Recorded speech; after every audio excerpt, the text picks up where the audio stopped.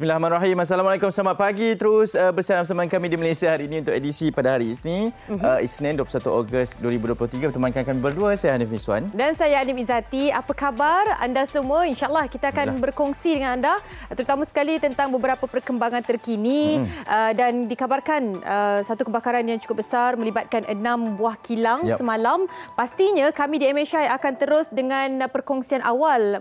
Dikabarkan 6.05 minit pagi baru selesai. Dapat memadam kebakaran secara keseluruhannya yang hampir musnah 80% melibatkan 6 kilang tersebut. Betul. Dari petang semalam sehinggalah ke awal pagi ini pihak Jabatan Bomba dan Penyelamat betul-betul lumuslah untuk memastikan keadaan terkawal. Dan kita nak teruskan kepada perkembangan terkini dan berada di talian bersama dengan kami pada pagi ini adalah Tuan Wan Mat Razali Wan Ismail, Penolong Kanan Pesuruhjaya Bomba Jabatan Bomba dan Penyelamat Malaysia Negeri Selangor untuk memberikan perkembangan terkini. Assalamualaikum, selamat pagi Tuan. Waalaikumsalam warahmatullahi wabarakatuh. Selamat pagi. Ya, pagi Tuan. Terima kasih Anis dan Anim ya. Ya, betul. Pagi ini untuk maklumat terkini tentang kebakaran kilang di Kampung Baru Sungai Buloh ya yang berlaku petang semalam. Cukup meluas viralnya. Kita telah beroperasi daripada awal terima panggilan pukul 4.48 petang. Kita terima panggilan 4.48 petang. Kemudian kita sampai ke lokasi kebakaran pada pukul 5 petang. Kebakaran telah dapat dikawal selama 13 jam kita beroperasi sehingga pagi tadi pukul 6.05 minit pagi telah padam keseluruhanlah. Sekarang masih pegawai kita dan anggota masih di lokasi. Sedang buat overhaul lah, checking mana-mana ada yang asap-asap, yang tinggal asap lagi kan. Itu yang kita pastikan betul-betul kebakaran telah padam dan kita tamatkan operasi lah.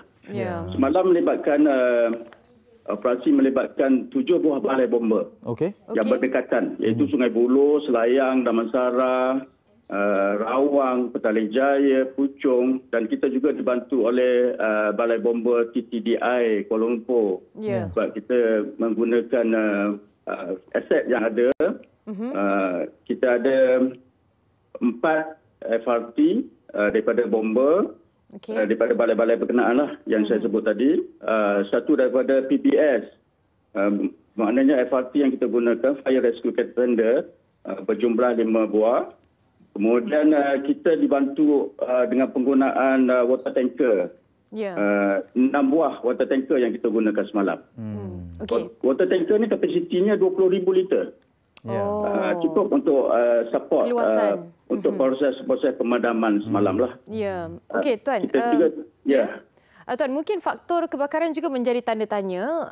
Setakat ini penyiasatan dilakukan untuk kerja-kerja memastikan apakah faktor yang menyebabkan kebakaran memusnahkan 6 kilang tu. Adakah Tuan dapat kongsikan bersama dengan kami?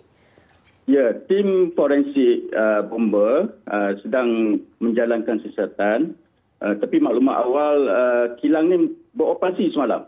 Petang semalam beroperasi. Ada pekerja-pekerja yang beroperasi semalam lah, sedang bekerja. Sebelum kebakaran ada trip berlaku, maknanya blackout blackout. Dia cuba buka balik elektrik tu, current elektrik, tetapi gagal lah. Kemudian didapati ada asap dan terus cepat merebak sebab bahan-bahan bakarnya terdiri daripada plastik, getah, bahan material untuk kilam ni. Pembuatan kilam. Tuan, melihat kepada kesukaran ini sehingga 13 jam yang diperlukan oleh pihak bomba untuk menyelesaikan kebakaran sepenuhnya. Apa kesukaran yang dihadapi ini Tuan? Ya, kita tidak banyak kesukaran dari segi pemadaman. Cuma bahan bakar yang terdiri daripada plastik, getah, itu yang menyebabkan pemadaman sukar sebab semua bumbung 5 buah kilang yang terbakar 100% runtuh. Jadi bahan-bahan bakar ni di bawah runtuhan bumbung ni. Jadi pemadaman tu sukar sedikitlah untuk dipadamkan sepenuhnya pada tingkat awal.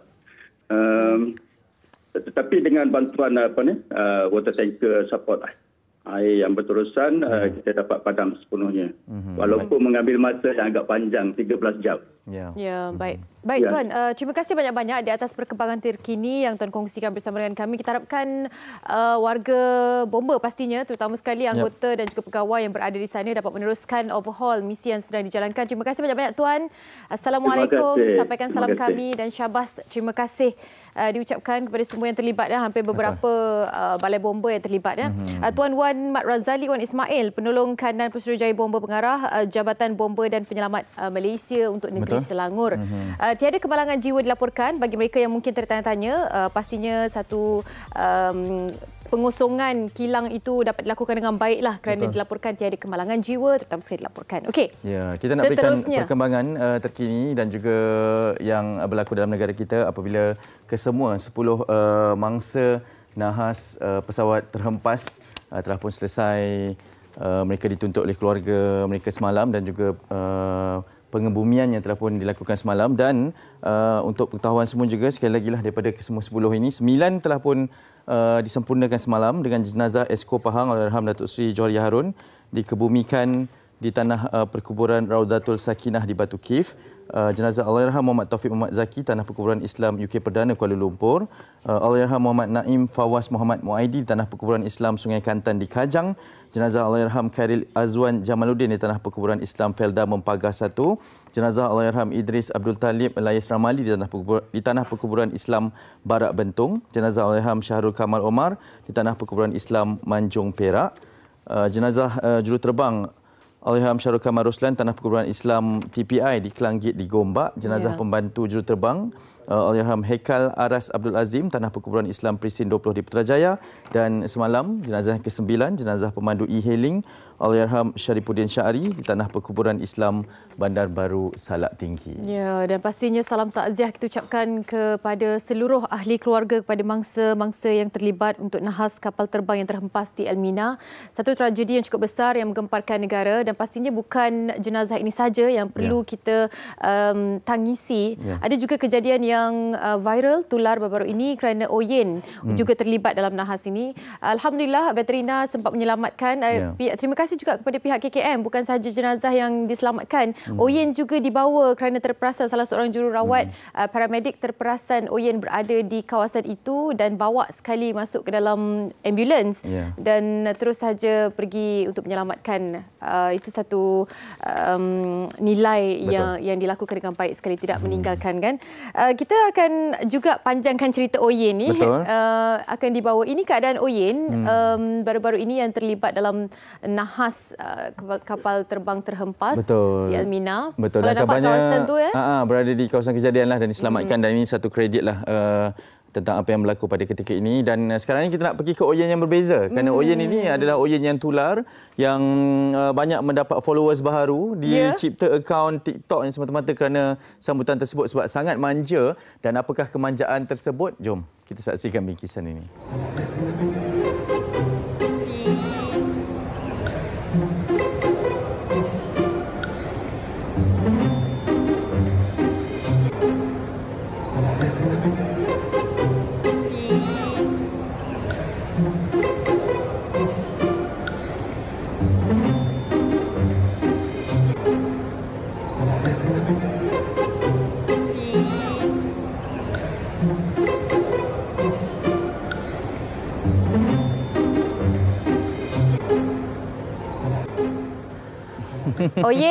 Oyen.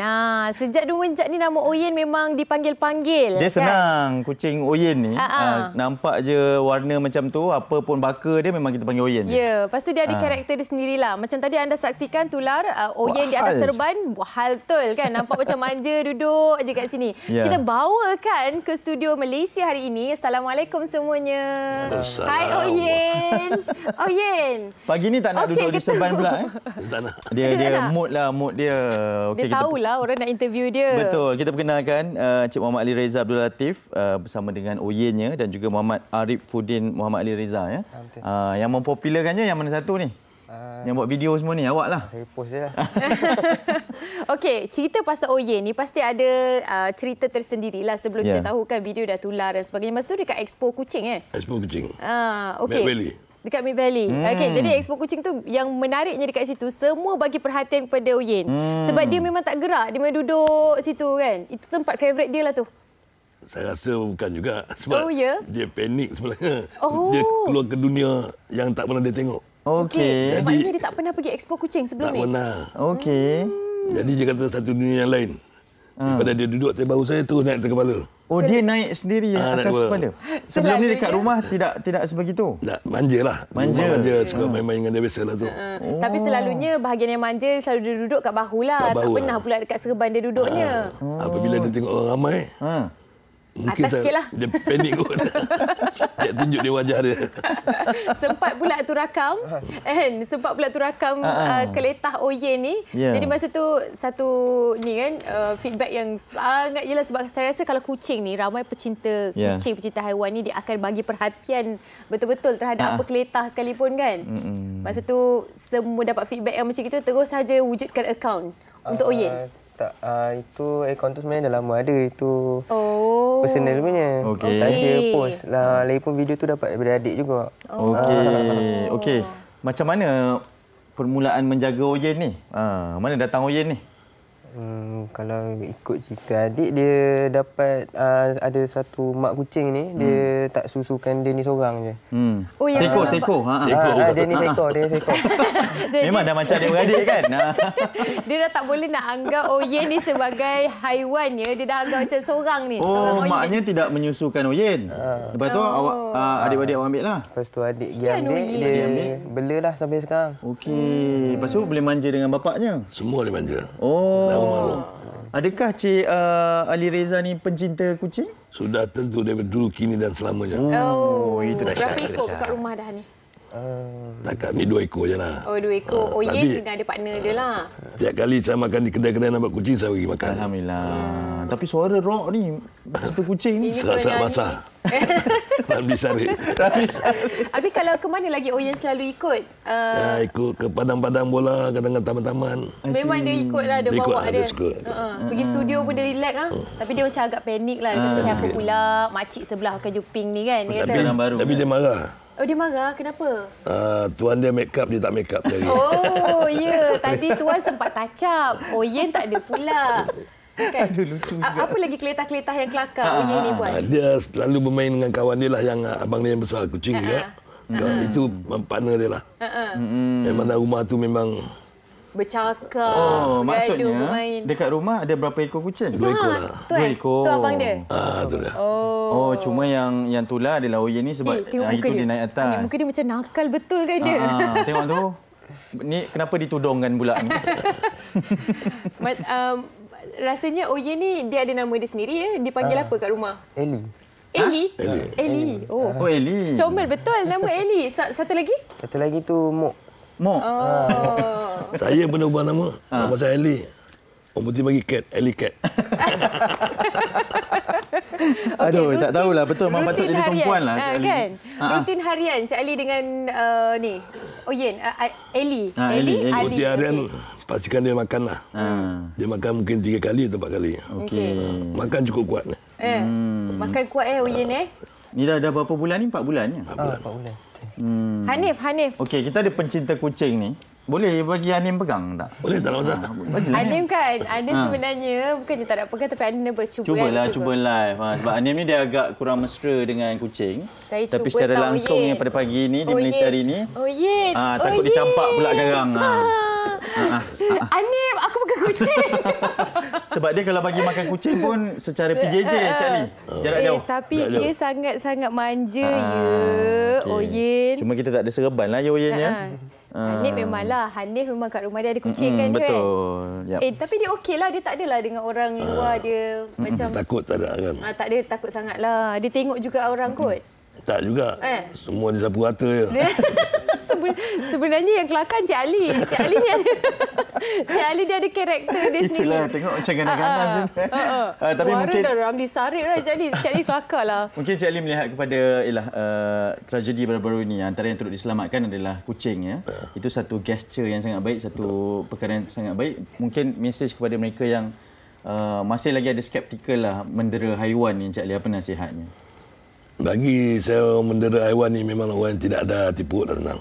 Dia tidak, mungkin bukan dia benci, dia memang benci kucing pun. Ada orang yang tak suka kucing, tapi ada orang suka kucing, dia tak boleh pegang kucing. Betul. Kawan saya tengok kucing boleh takut. Dicabutnya? Cabut.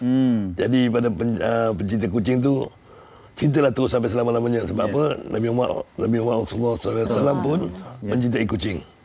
Jadi tak salahlah kita mencintai kucing kan. Betul. InsyaAllah itu juga antara pesanan yang sangat baik. Semoga teruslah berkarya dengan video-videonya. Betul. Lepas ni mungkin ada tempat lain pula kot Oyen akan panjat ni, Cik Ali. Buat masa ni ada yang panggil untuk buat promote dia punya perniagaan, untuk promosikan dia suruh bawa kucing. Alhamdulillah, rezeki kamu lah Oyen. Kan rezeki kamu ni. Habislah Mok jealous tak nanti? Memang jealous lah. Mok jealous lah. Kena buat konten Mok juga. Oyen dah viral, Mok mesti jealousnya. Kan? Lepas ni kita kasih viral Mok pula. Okey, terima kasih banyak-banyak kita ucapkan Cik Ali, Reza Abdul Latif dan juga Muhammad Arif Fudin. Muhammad Ali Reza. Terima kasih banyak-banyak. Kita harapkan yang terbaik. Betul. Mana tahu banyak lagi rezeki untuk Eli selepas ini. Eli Oyen. Seorang dah tahu dan nama Oyen semua Eli sekarang ni. Kalau kita nak tengok secara langsung orang melompat apabila kita bagi kucing, inilah dia. Okey, kita berhenti seketika. Kejap lagi kita nak kongsikan. Ini berkaitan dengan satu modus operandi yang semua orang akan ataupun pernah terkena lah. Ya, baru-baru ini juga tular berkaitan dengan ada scammer yang menipu pelancong-pelancong yang ingin mengambil gambar di hadapan Twin Tower. Betul, kan? di pusat-pusat pelancongan. Jadi adakah ianya benar ataupun hanya sekadar dimomokkan saja? Kita nak bincangkan kejap lagi di Malaysia hari ini. Okay? Bye. Oh yeah.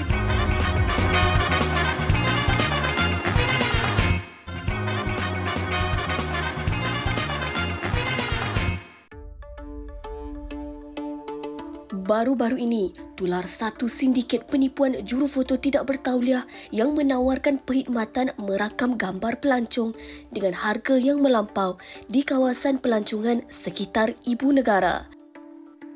Isu ini mengundang pelbagai reaksi daripada netizen.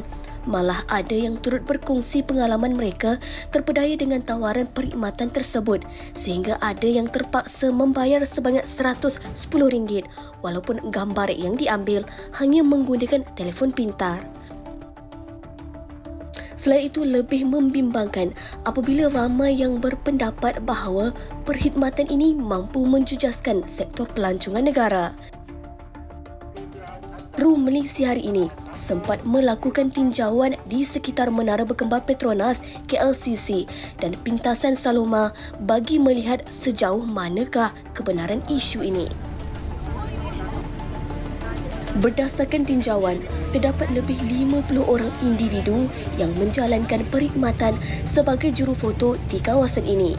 Kebanyakan mereka berkeliaran di sekitar kawasan KLCC bagi menawarkan khidmat merakam gambar menggunakan telefon pintar dengan berlatar belakangkan bangunan ikonik itu.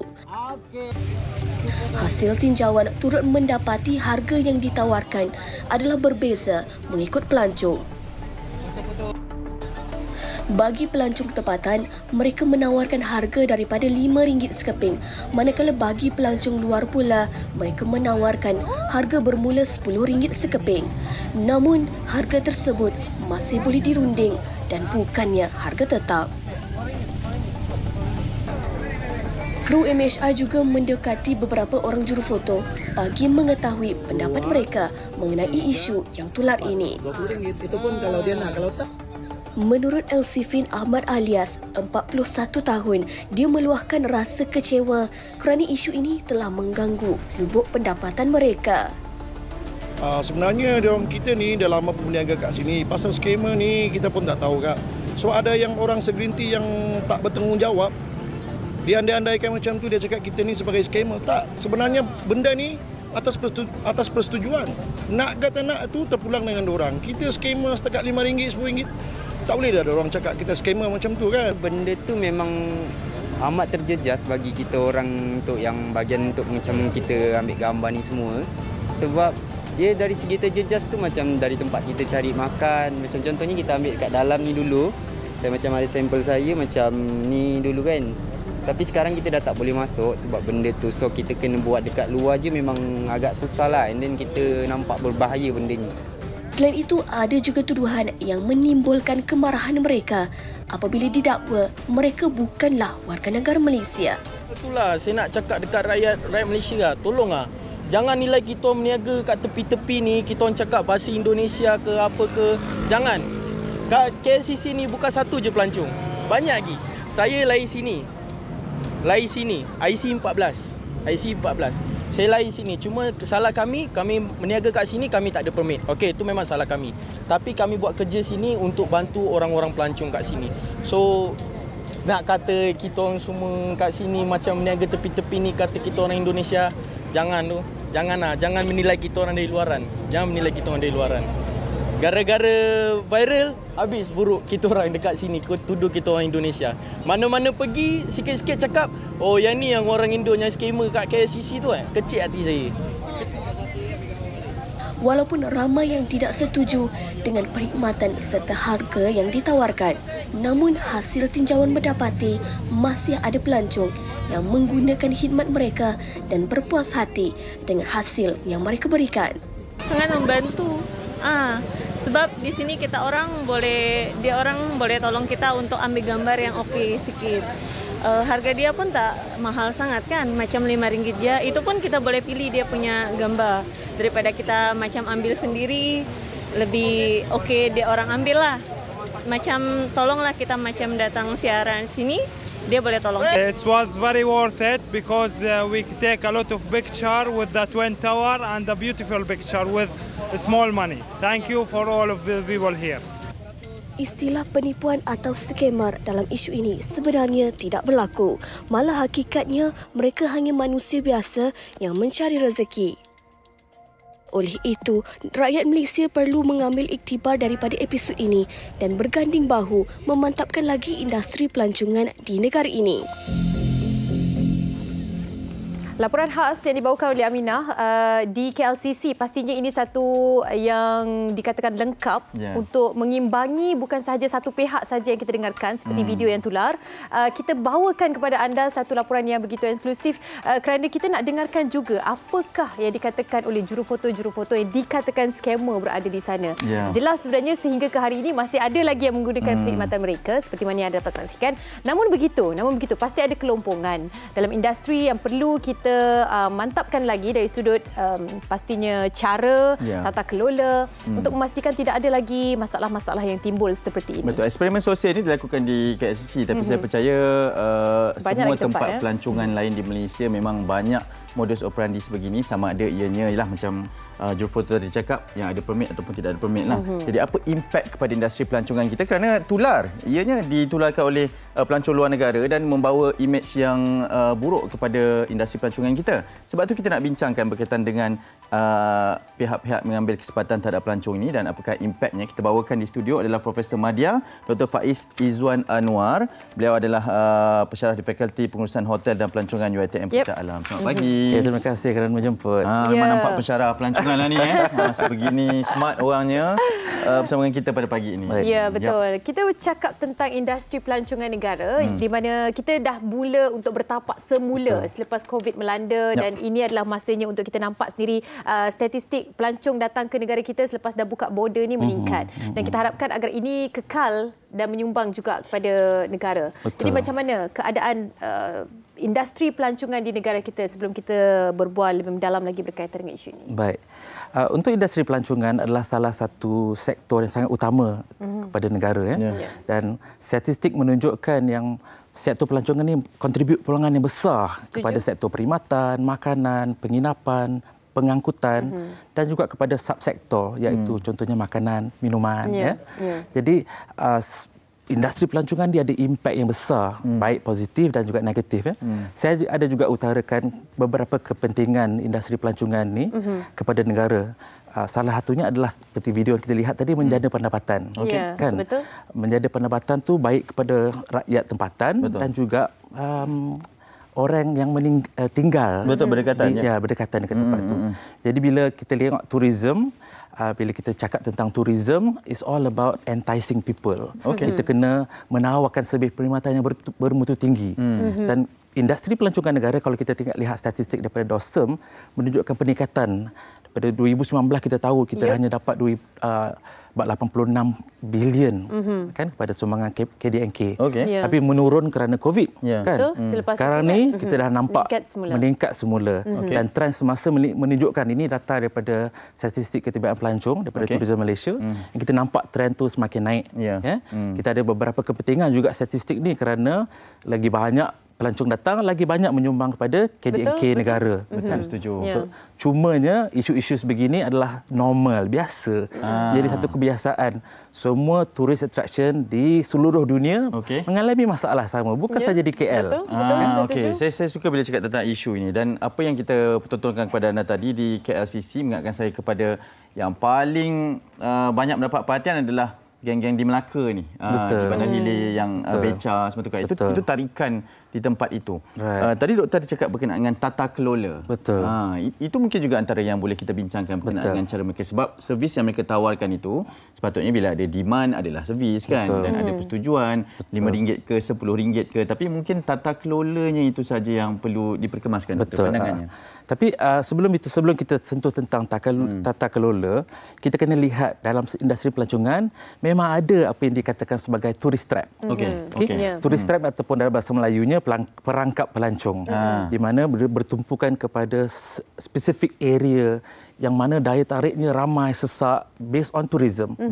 Di merata dunia, dalam statistik yang dibuatkan oleh Kasago, 67% pelancong mengatakan mereka mengalami perangkap pelancongan ini. So dalam contohnya dari 10 orang, almost 7 orang akan mengalami benda sama. Di Egypt, di Pyramid of Giza, di Taj Mahal, di KLCC, di Chinatown. Semua benda yang sama kan. Tetapi tourist trap ni adalah salah satu aktiviti sosial memberi impak positif dan juga negatif juga kepada mereka yang perlukan tawaran perkhidmatan tu. Mereka rasa sesuai lah, especially kepada solo traveller kan. Solo traveller ni dia datang tak ada orang nak ambil gambar, nak hadapkan tripod mungkin agak awkward. Kan, agak 10 kali lah kita kena adjust angle dan sebagainya kan. Jadi bila ada servis perkhidmatan yang menawarkan perkhidmatan sebegitu, tata kelola perlu dilaksanakan. Mana permit perlu dikelolakan, dan supaya mereka ni ada guideline yang mereka ikut. Tak adalah sesuka hati saja membuat dan charge dia nilai lain. Dia akan ada double standard di situ. Lihat kulit wajah macam ini dari Indonesia ni. Boleh tekan tinggi. Nampak daripada Middle East dia tekan, American dia tekan. So bila kita lihat jenis-jenis perangkap ni, saya ada huraikan ada 7 jenis. Antara 7 jenis perangkap ni contohnya meter taksi. Naik taksi berapa diikut rasa hati. Tak apalah, bagi RM10 cukup lah. Kan? Di antaranya adalah meraih simpati, penyamaran, sedikit wang palsu dan tawaran membantu. Kita ingat tawaran tu macam tadi Hanif kata, turun airport ingatkan perkhidmatan tu percuma. Tapi sebenarnya berbayar. Kena bayar pula. Betul. Dan benda ni bukan satu benda yang biasa. Di depan Kaabah pun juga ada perkhidmatan sebegitu. Betul. Kita nak, tak kira di mana sebenarnya. Kita nak cium Hajar Aswad pun ada sindiket sebegitu. Betul. Dan benda ni adalah normal. Okey, bercerita tentang kena tipu tawaran yang di-offer oleh mereka yang dikatakan sindiket ataupun scammer ni. Macam mana kita nak kategorikan itu merupakan penipuan, itu merupakan perangkap untuk pelancong, ataupun sebenarnya itu adalah tawaran yang diberikan untuk memudahkan solo traveller ataupun memudahkan individu yang sedang melancong. Okey. Saya juga nyatakan beberapa saranan. Di antara sekarang ni informasi yang kita nak dapat semuanya di hujung jari kan. Betul, setuju. Pelancong harus sedar dan awareness dia harus tinggi, dari mana sebelum melancong gunakan telefon bimbit pintar yang anda, search buat penyelidikan awal di atas talian. Kena rajin sikitlah. Tengok red flag, bendera merah yang ada. Sebelum saya pernah pergi ke Egypt di Pyramid of Giza, sebelum pergi tu takut nak pergi. Sebab apa? Ada baca-baca TripAdvisor, Lonely Planet mengatakan di situ ada scammer. Bagi contohnya kain nak tutup kerana panas cuaca. Dan lepas tu dia ikut, lepas tu dia akan charge. Kita kena identify red flag ni. Jadi kita ada awareness tu kan? Betul. Dan ada kajian telah dibuat oleh TripAdvisor dan Kasago tadi yang mengatakan di dalam dunia ni ada top 10 biggest tourist trap. Di antaranya lebihnya kepada Amerika Syarikat lah. Di Fisherman Wharf. Kita kalau lihat di worldwide graph ini, kita nampak top 10 attraction.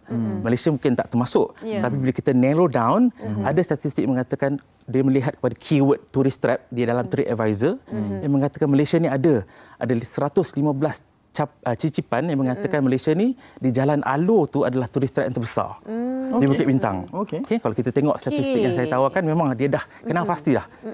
Kawasan-kawasan panas tu. Betul, kawasan-kawasan panas kita kenal pasti melalui penyelidikan awal. Jadi saranan dia, kita sebagai turis, kita perlu sedar, pergi tempat tu buat research dulu. Betul. Buat penyelidikan awal tentang apa yang kita perlu avoid, apa yang kita perlu. Contohnya, jangan fikir nak pergi kawasan-kawasan sesak. Mungkin kita akan ada pickpocket. Kan? Pergi sebelum buat benda tu, selidik dahulu apa bahaya-bahaya yang common yang turis selalu hadapi. Dan mereka ni berkongsi di website seperti Lonely Planet, TripAdvisor, dan mereka website sini sangat berkepentingan. Betul. Dan doktor melihat kepada itu satu sudut pandang lah kepada para pelancong. Betul. Tapi tadi kita paparkan tentang satu site di mana mereka yang nak mencari pendapatan, sebab peluang pelancongan ini juga membuka peluang kepada orang untuk menjana pendapatan. Antaranya kepada mereka yang berkarya secara kreatif itulah. Tolong ambil gambar dengan lampunya, semua itu perlukan modal. Mereka ada effort lah juga kan. Apa guideline kepada mereka ni untuk memastikan bahawa orang tidak menganggap mereka ni adalah tourist trap? Okey, betul. Mungkin pada waktu ini tiada tata kelola yang rasmi. Mungkin saranan hari ini, mungkin daripada sesi ini kita boleh menyarankan kepada Kementerian Pelancongan khususnya untuk membuat tata kelola yang betul-betul rasmi. Nak berminat menjana pendapatan, daftar, ambil permit, kan? Dan benda tu mungkin akan ada sebagai turis guide, kan ada lesen. Kita boleh dan dia ada standard charge lah kan. Dia ada satu harga yang ditetapkan untuk semua. Bukan macam seperti mana kita pun tak dapat pastikan sama ada RM5 sekeping ke, RM10 sekeping ke ataupun bagaimana sebenarnya kan. Dalam video yang viral tu, dia kena sebab dia pilih 10 gambar. Jadi 10 gambar kali dengan RM5 atau RM10 dia kena bayar lah amount tu. Kalau kita pilihan di tangan turis. Pilihan di tangan pelancong, dia boleh pilih nak banyak atau nak sikit. Gambar yang mana pun post dalam social media satu je selalunya. Betul, faham. Dan sebenarnya kadang-kadang kita bermain dengan bahasa yang berbeza kan. Mungkin juga ada salah faham daripada introduction, pengenalan awal mengatakan yang sebenarnya sekeping RM10. Kita tak tahu apa yang terjadi. Itu yang tinjauan ini kita menunjukkan sebenarnya masih ramai lagi sehingga ke saat ini yang memerlukan servis tersebut kan. Mungkin juga peranan social media. Jadi social media memainkan peranan yang sangat penting dalam consumption of tourism, kan?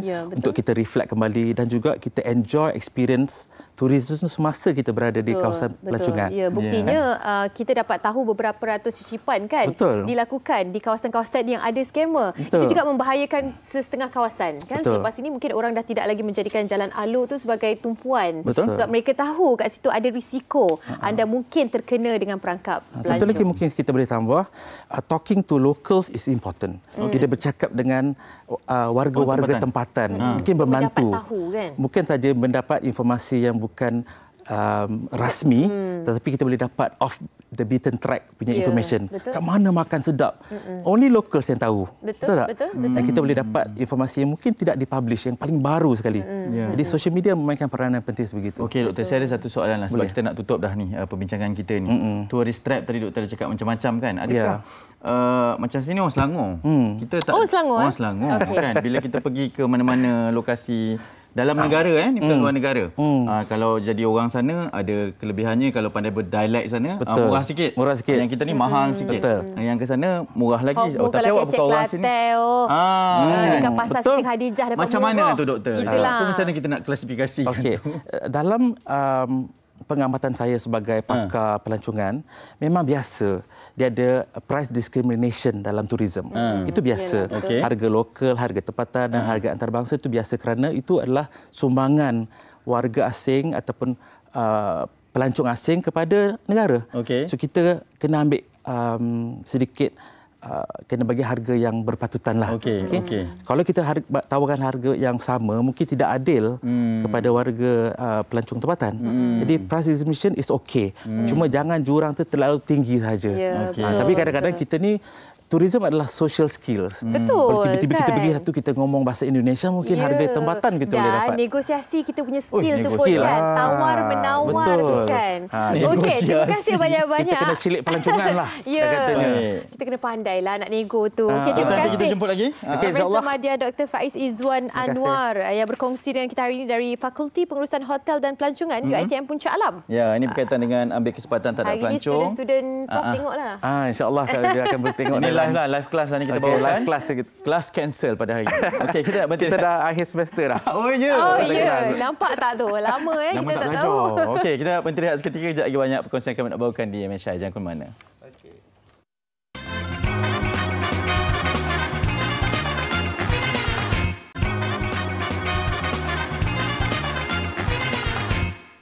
Kembali bersama kami di Malaysia hari ini, banyak perkongsian kami nak bawakan untuk anda dan sekarang ini adalah berkenaan dengan persidangan peralihan tenaga yang dibawakan oleh Tenaga Nasional Berhad dan ianya akan dilangsungkan buat julung kalinya pada 28 hingga 29 Ogos ini di Pusat Konvensyen Kuala Lumpur dan kita nak bercakap dengan lebih lanjut berkaitan dengan perkara ini sebab itulah kami bawakan ini orang kuatnya lah berkaitan dengan persidangan ini yang bahagia Datuk Teknologis Syamsul Ahmad, Ketua Pegawai Kawal Selir dan Pengurusan Stakeholder Tenaga Nasional Berhad. Assalamualaikum, selamat pagi Datuk. Waalaikumsalam warahmatullahi Sihat Datuk ya? Alhamdulillah sihat ya. Ya, okey, mungkin kita boleh kongsikan Datuk berkaitan dengan persidangan peralihan tenaga ataupun Energy Transition Conference ni. Ya, alhamdulillah. Terima kasih Hanif. Ya, jadi Energy Transition Conference ini ialah satu conference yang julung kita adakan lah yang diangka oleh Tenaga Nasional Berhad untuk membawa satu topik yang sangat penting iaitu energy transition yang mana hari ini kita akan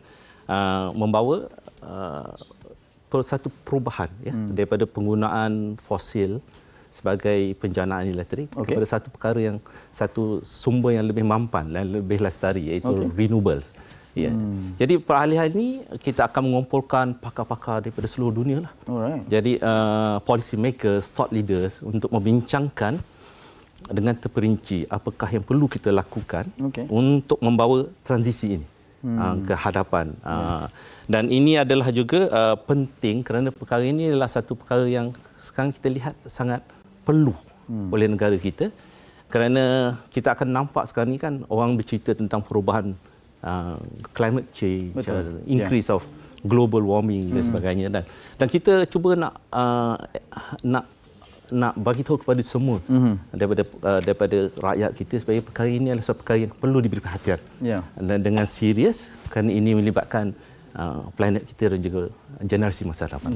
Dan bila kita melihat, sebab saya suka apabila Datuk cakap tentang perubahan iklim, climate change, sebab kita selalu risau berkenaan dengan perkara itu. Betul. Jadi komitmen daripada Tenaga Nasional Berhad sendiri menghadapi perkara itu, Datuk? Ya, memang Tenaga Nasional Berhad sebagai sebuah syarikat GLC terbesar, salah satu syarikat GLC terbesar di Malaysia, memang menyokong dan mendukung aspirasi kerajaan kita dalam membuat perubahan inilah kan. Komitmen kita sebagai contoh, kita telah di dalam plan kita akan mengurangkan emisi pengeluaran CO2 daripada power station kita yang berlandaskan kepada coal firing lah. Penggunaan arang batu dan insya-Allah by 2035 kita akan kurangkan 50% daripada emission yang dihasilkan daripada penjanaan arang batu kita.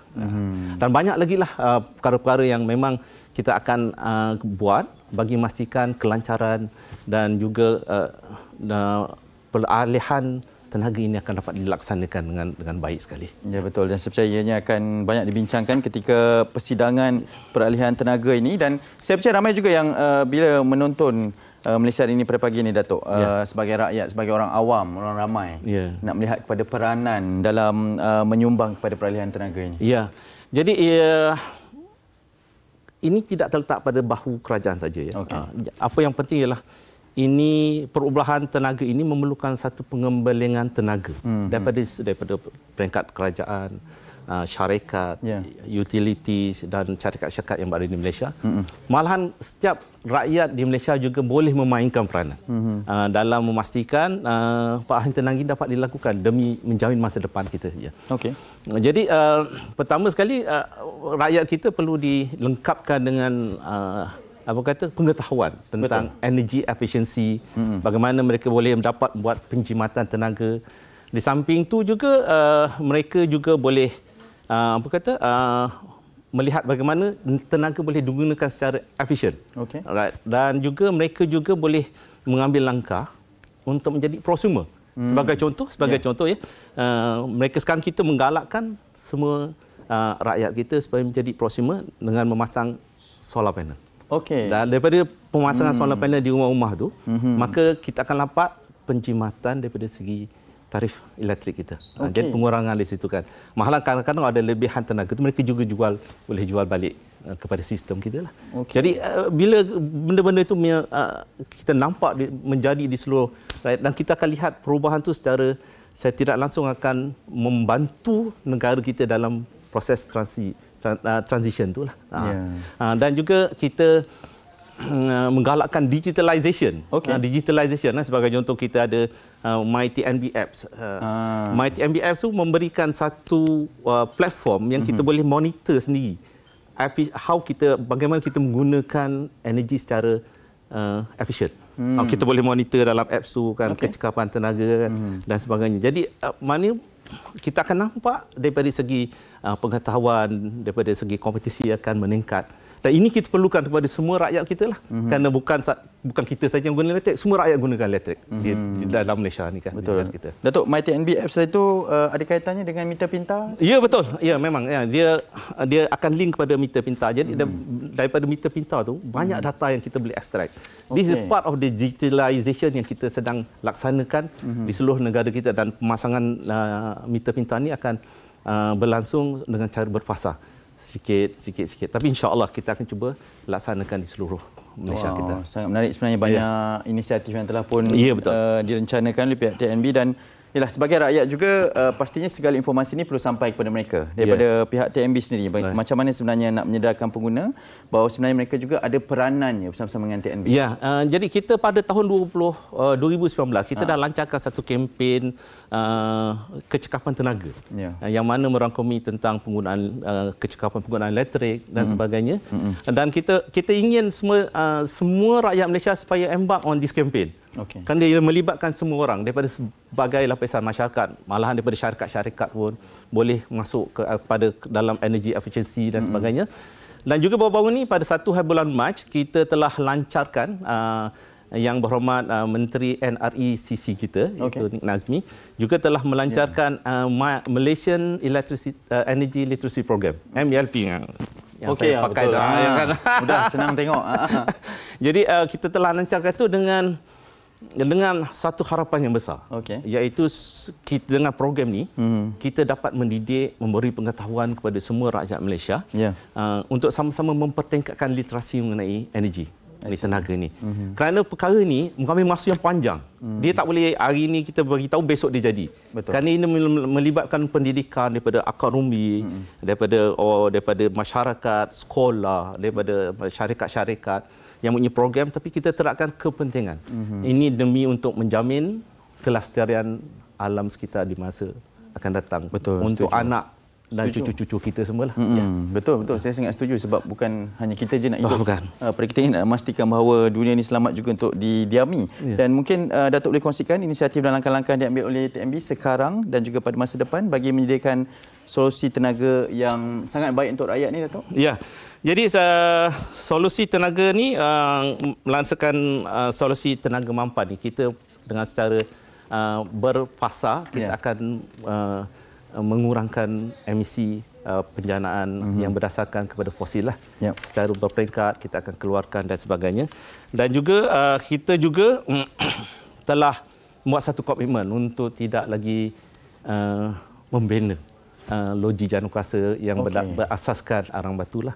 Jadi kerana meliput amarat beberapa kajian, kebanyakan salah satu penyumbang terbesar emisi ini ialah loji-loji jana kuasa yang berlandaskan kepada fosil dan juga kenderaan yang banyak kan.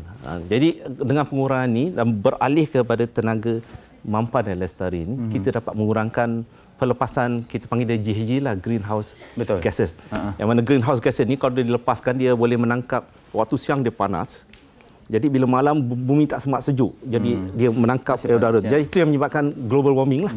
Jadi bila global warming itu yang nampak Antartika, Arktik kita kan bongkah ais dah mula cair dan sebagainya. Tapi kadang-kadang saya berseluruh juga ni.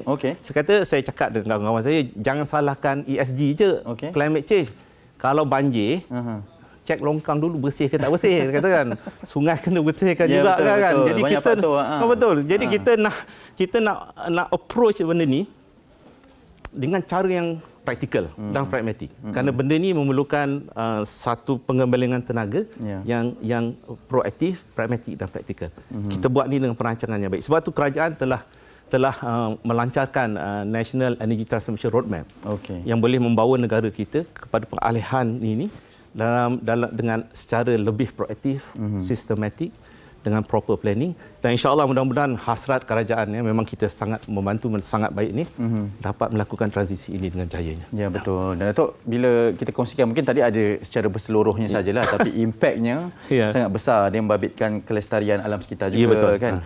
Kepentingan untuk semua orang cakna berkaitan dengan peralihan tenaga ni, Datuk, kepada rakyat, kepada apa yang ingin dilakukan persidangan ini, mungkin nasihatnya kepada orang ramai untuk turut sama-sama jugalah dalam bantu kejayaan peralihan tenaga. Betul. Ini sangat penting kerana kita semua terlibat. Kerana dunia ni hari ini kita yang diami dan kita akan tinggalkan untuk generasi masa akan datang. Betul. So kita tak nak tinggalkan dunia ni dalam keadaan dia rosak. Dah tak elok kan. Ada menjadi tanggungjawab kita semua untuk menjaga kelestarian pada hari ini untuk masa depan anak-anak kita dan generasi masa akan datang. Jadi ini adalah merupakan satu seruan.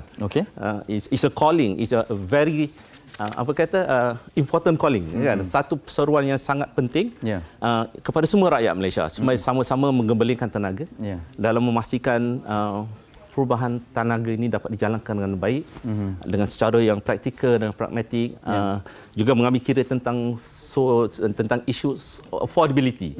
Kerana bila kita melakukan transisi ini, maka dia memerlukan juga kos. Dan kita juga ingin memastikan bahawa rakyat kita, negara kita juga mampu untuk melaksanakan perkara ini di dalam kemampuan yang sewajarnya. Jadi penting. Jadi daripada dan penglibatan daripada semua pihak sangat penting. Sangat penting. Pada ramai orang juga, sebab at the end of the day end usernya adalah pengguna. Ya, betul. Datuk, sedikit berkaitan dengan Energy Transition Conference ni ataupun persidangan peralihan tenaga 28-29 Ogos nanti. Sedikit perkongsiannya, apa harapan yang akan dicapai daripada persidangan ini? Ya, jadi insya-Allah Energy Transition Conference ini akan mengumpulkan pakar-pakar, thought leaders daripada seluruh dunia, yang mana mereka akan membincang dan memberikan sedikit panduan. Mungkin sebahagian daripada mereka telah melalui perjalanan ini. Daripada negara-negara seperti Australia, UK kan. Jadi kita panggil mereka. Di samping itu kita juga ada beberapa speakers yang lokal tentang pengembangan bisnes juga TNB. Kerana kita notice bahawa kita tak boleh hidup sendiri. Kita kena ada jaringan penglibatan daripada seluruh negara ASEAN. Sebab tu kita kena perkukuhkan grid, kerana ada negara ASEAN punya sumber green energy mereka yang ini mungkin kita dapat membantu kita. Dan kita juga dapat membantu. Jadi ini adalah satu kerjasama. Sebagainya ialah ASEAN Interconnection yang dapat membantu kita saling membantu di antara satu sama lain dalam mempertekadkan. Baik, semoga berjaya Datuk dengan persidangan ini. InsyaAllah. Nanti ada masa kita main bola sama-sama. Boleh, insyaAllah. Tak ada masalah. Baik, ini Datuk Tan Logi Syamsul Ahmad, Ketua Pegawai Kawal Selia dan Pengurusan Stakeholder Tenaga Nasional Berhad, baru saja berbicara berkenaan dengan persidangan peralihan tenaga yang dibawakan oleh Tenaga Nasional Berhad. Okey, kita nak berhenti seketika. Terus bersama kami di Malaysia Hari ini.